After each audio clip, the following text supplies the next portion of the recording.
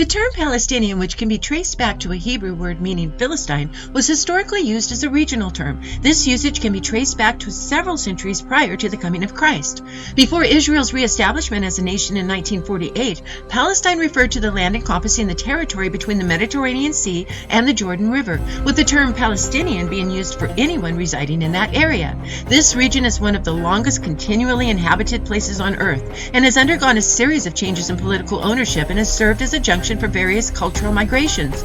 The modern-day Palestinians are a blend of local residents and many other groups of Muslims brought over by the Turks from places such as Bosnia, the Balkans, and the Caucasus during the 16th to 19th centuries, as well as those brought by the British from countries like Sudan, Egypt, Syria, and Lebanon during the 20th century.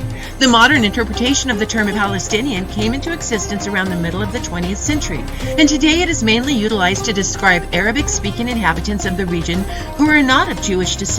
However, historically, a Palestinian was just someone who was born or lived in that land.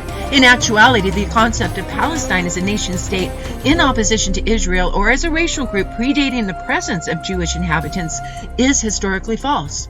Recent genetic research has determined that the various people groups residing in the Palestine region share a common lineage, which directly contradicts the claim that certain inhabitants, particularly the Jewish inhabitants of Israel, have no ancestral claim to the land.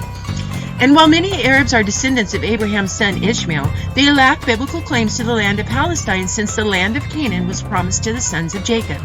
Regardless of definitions and precise lineage, the reality remains that Palestinians, like all other humans, are descendants of the same original mother and father as detailed in Genesis 3:20. A significant amount of disquiet regarding the status of individuals are recognized as Palestinians, or whether it is important to trace their origins, arises because of divisions that disregard our shared heritage.